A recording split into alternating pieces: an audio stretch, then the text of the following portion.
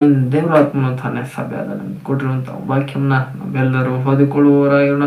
ಅರಣ್ಯಕಾಂಡ 27ನೇ ಅಧ್ಯಾಯ 16ನೇ ವಾಕ್ಯವನ್ನ ನಾವೆಲ್ಲರೂ ಓದಿಕೊಳ್ಳುವವರಾಗಿರೋಣ. ನಂಬರ್ಸ್ ಚಾಪ್ಟರ್ 27 ವರ್ಸ್ 16 ದೇವರಾತ್ಮನ ಸಭೆಯಾದ ನಮ್ಮ ಸಂಗಡ ಈ ರೀತಿಯಾಗಿ ಮಾತನಾಡುತ್ತಿದ್ದಾನೆ.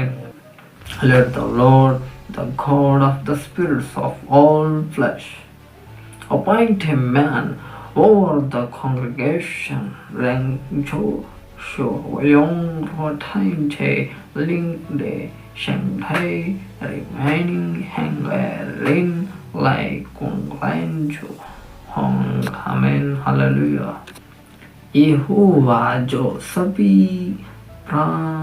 मनुष्यों को आत्माओं का परमेश्वर है, मंडली पर एक पुरुषों को नियुक्त करे. आमेन. हालेलुया. సమస్త మానవుల ఆత్మలకు దేవుడైన ప్రభు సంఘానికి ఒక వ్యక్తిని నియమించవేయండి.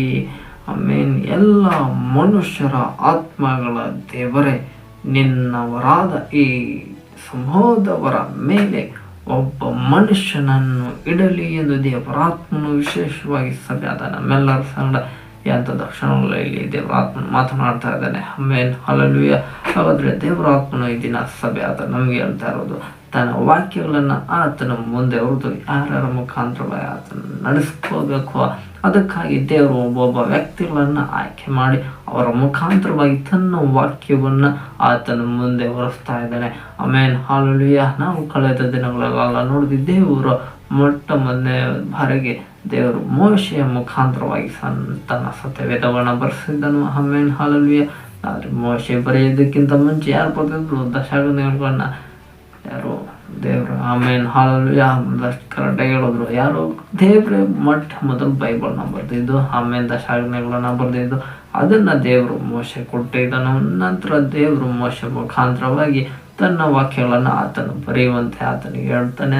ಅದರಂತೆ ಮೋಶೆ ದೇವರ ವಾಕ್ಯಗಳನ್ನು ಬರೆಯುವವನಾಗಿರುತ್ತಾನೆ.